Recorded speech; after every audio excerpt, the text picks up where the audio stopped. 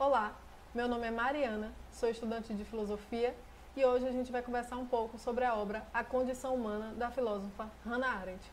Hannah Arendt foi uma filósofa alemã de origem judia que viveu no século XX e que sua questão de pensamento principal foi o tema da política. A obra A Condição Humana é uma análise política da existência humana desde a Grécia Antiga até a Europa moderna. Na introdução de sua obra, Hannah Arendt nos apresenta três atividades fundamentais, as quais teriam três condições humanas ou três elementos condicionantes.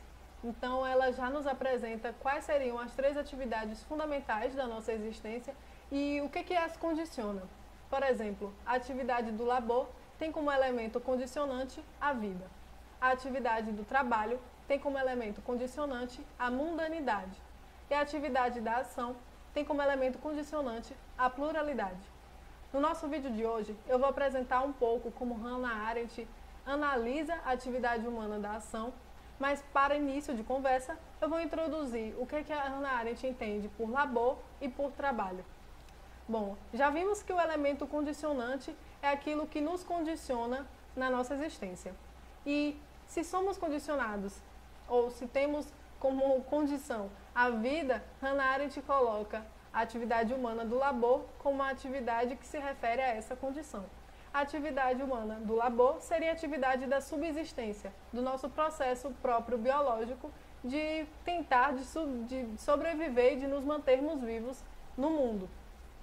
A atividade humana do trabalho, que tem como condição humana a mundanidade, é a atividade humana da criação dos artefatos, dos instrumentos, é a atividade humana que se refere à nossa ocupação no mundo. Já que estamos no mundo, nós temos como atividade humana nele o trabalho, o exercer de nossa ocupação. Como exemplo, eu sou professora, esse é o meu trabalho. E a atividade humana da ação, que tem como condição humana a pluralidade, é a atividade humana mais que por excelência cria relações interpessoais. Isso a gente vai ver mais ou menos como Hannah Arendt nos explica. Mas é importante frisar cada condição humana de cada atividade humana, que aqui foi falado, e que a atividade humana da ação tem como condição humana a pluralidade. Bom, a atividade humana da ação, segundo Arendt, tem uma relação direta, tem íntima relação com a criação de um novo começo. Apesar de toda atividade, tanto a do labor quanto a do trabalho, criarem algo em sua realização, a atividade da ação seria a qual, por excelência, se criaria um novo começo. Porque a atividade da ação tem íntima relação com a natalidade, com o nascimento. Então, a cada ação, a cada vez que se realiza uma ação, um novo começo na história, na nossa história e na nossa existência é iniciado. A atividade da ação, que tem como condição humana a pluralidade, ela tem direta relação e não vive sem o discurso. Então, toda ação é enquanto um discurso que, enquanto tal, é dito, falado por um agente. Como eu já havia dito, a atividade humana da ação possui como condição humana a pluralidade. A gente vive no mundo com outras pessoas que são diferentes de nós, mas também iguais. Então, Hannah Arendt coloca na condição humana da pluralidade três elementos fundamentais que definem o que é a pluralidade. São eles a igualdade, a diferença e a alteridade. Então, toda ação se realiza na pluralidade. E a pluralidade tem por definição a igualdade, a diferença e a alteridade. Lembremos que quando Hannah Arendt fala ação, ela também fala discurso. Então, a ação e o discurso se realizam na pluralidade. E se realizam na pluralidade como tendo o elemento da igualdade, por quê? Se nós não fôssemos, em alguma medida, para Arendt, iguais, nós não conseguiríamos nos compreender em nada. Nós não precisaríamos, por exemplo, do discurso e nem da ação, porque sendo todo mundo diferente em todos os aspectos, não teria como uma ação ou um discurso que nos ligaria de algum modo. Mas ao mesmo tempo que nós somos iguais em alguns aspectos, segundo Arendt, nós somos também diferentes. E esse é a nossa diferença que também implica a necessidade do discurso. Porque se nós fôssemos iguais, não precisaríamos de nenhuma ação para criar algo novo, por exemplo, e também de nenhum discurso. Porque sendo igual não é preciso dizer nada, não é preciso se fazer compreender e não é preciso compreender o outro, já que seria tudo um marasmo, seríamos todos iguais. Então a diferença também é um elemento que implica o discurso, porque já que somos diferentes, nós precisamos do discurso e da ação para nos compreendermos. Mas nós só nos compreendemos por sermos também iguais. E dentro desse jogo de igualdade e diferença, Hannah Arendt coloca a alteridade como outro elemento fundamental da pluralidade. É a alteridade que nos define e que nos distingue de outra pessoa, por exemplo. Sem a alteridade, nós não saberíamos da existência do outro e, portanto, nem da nossa existência. A nossa diferença do outro é a nossa compreensão dos outros e de nós mesmos que nos coloca nesse jogo da ação. Então, a condição humana da pluralidade, que é a condição da ação, tem como 3 elementos principais para Arendt a igualdade, a diferença e a alteridade. A igualdade, que é o que nos coloca como iguais e como possíveis de termos discurso e ação, porque nós já nos compreendemos em alguma medida, mas como também somos diferentes, a ação e o discurso também se fazem necessários para nos compreendermos melhor. Dentro da atividade humana da ação, como eu já havia dito, a ação e o discurso estão imbricados, estão diretamente relacionados. Então não há, para Hannah Arendt, ação sem discurso, pois a ação ela se mostra através do discurso. Portanto, é preciso, em toda ação, de um agente. Ação sem agente, para Hannah Arendt, não é possível. Só que esse agente, que é quem se mostra através do discurso, também é, para Hannah Arendt, um paciente. Porque toda ação, ela tem um efeito, ela tem uma reação, ela tem uma consequência. Só que como vivemos em um mundo plural, de igualdades e diferenças e entre tantas pessoas, nós não temos, segundo Arendt, controle de nossas ações tão exatamente como pensamos talvez ter. Então, o resultado, as consequências das nossas ações, apesar de nós agirmos no discurso e de maneira pensada, ou até em algum modo refletida, nós não temos nós não temos segurança das consequências de nossas ações, porque nós estamos na relação com outros seres humanos numa teia com diversas pessoas e que se afetam de diferentes modos com as nossas ações. Então, as nossas ações, para Hannah Arendt, têm como consequências, que são impensadas por nós mesmos. Por isso, toda ação, segundo Arendt, ela é também imprevisível e irreversível. E todo agente da ação, ele é um paciente, porque nem ele, agindo, sabe o que vai, no futuro, ser criado, né? Que novo começo de sua ação vai ser criado. É interessante porque Hannah Arendt coloca a história, por exemplo, como já uma análise da ação terminada, né? Só o historiador e só a história sabem de fato o início e o fim, digamos, tem uma compreensão total de uma ação, porque eles já estão no futuro, né? Eles estão no presente, já analisando uma ação do passado. Mas nós, enquanto agentes atuantes da ação, nós não sabemos as consequências dela. Então, por isso, somos também pacientes. E por isso, toda ação para Hannah Arendt, ela é imprevisível e irreversível. Irreversível porque as consequências, elas são inúmeras, né? Nós somos, a condição de nossa liberdade, ela nos coloca em uma situação de que todas as consequências, as consequências de nossas ações, elas são ilimitadas e elas são imprevisíveis. A gente não tem controle do que vai vir pela frente, de qual resultado terá a nossa ação. Então, a atividade humana da ação, ela tem esse elemento de imprevisibilidade e de irreversibilidade. E esses são elementos fundamentados não só na condição humana da pluralidade, mas na nossa liberdade.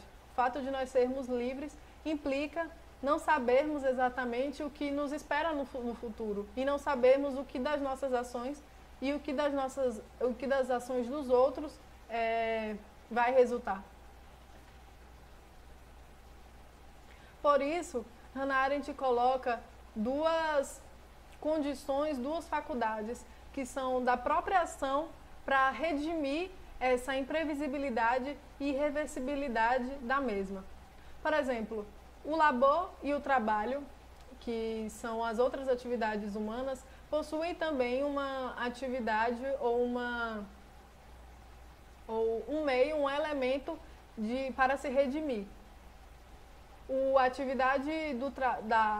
atividade humana do labor, por exemplo, possui o mundo, possui o trabalho como o seu meio de se redimir ou sair, escapar desse ciclo de vida e morte. Então, a gente sai dessa zona da nossa necessidade de subsistência para criar artefatos que não necessariamente implicam na manutenção de nossa existência. Nós não trabalhamos para existirmos, né, em um sentido mais estrito do termo. Assim, o labor, o processo biológico do nosso corpo é, de fato, o que se refere, o que age para a nossa subsistência, a nossa sobrevivência.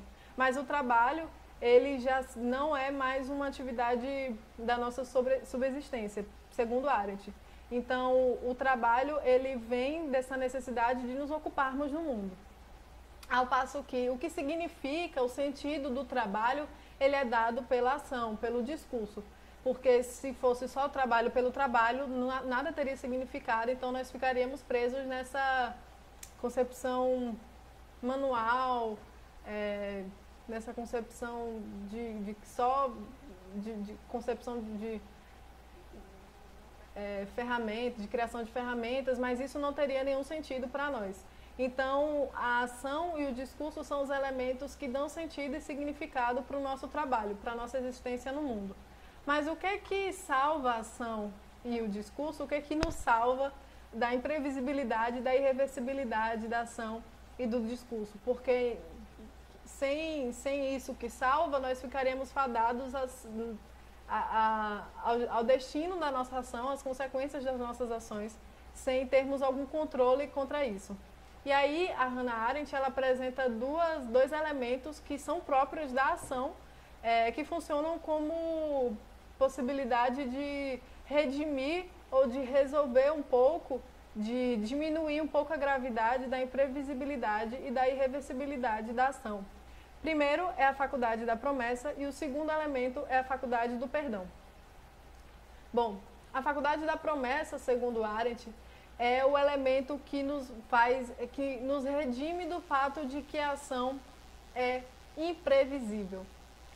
Bom, apesar de toda ação ser imprevisível e de toda a gente ser em alguma medida paciente, de nós não sabermos as consequências de nossas ações, não sabermos sequer quem nós somos, quem seremos no futuro e quem as outras pessoas são, nós temos a faculdade da promessa como elemento para nos salvar ou nos dar uma segurança frente a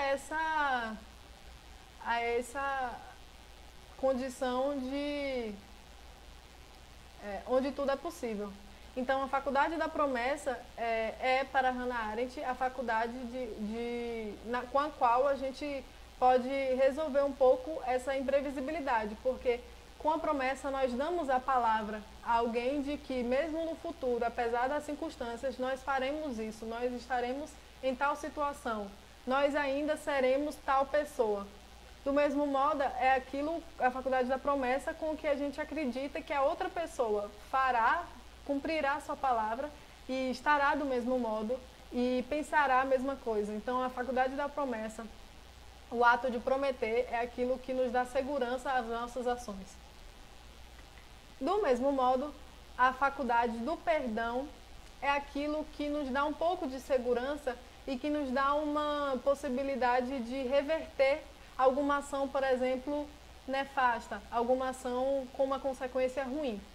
Segundo Arendt, a faculdade do perdão foi pela primeira vez pensada na relação humana por Jesus.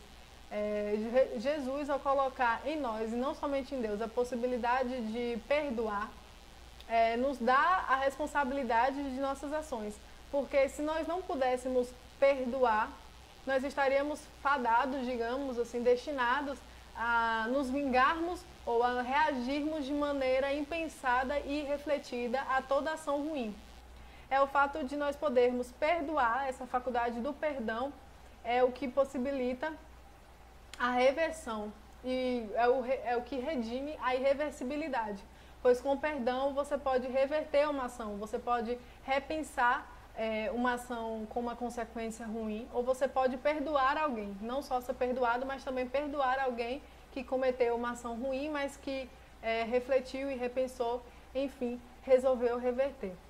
Então, tanto a faculdade do perdão quanto a faculdade da promessa são elementos que redimem a nossa atividade da ação, que enquanto tal é imprevisível e é irreversível. Mas, com o perdão e a promessa, é possível nos segurarmos, nós termos alguma segurança na ação.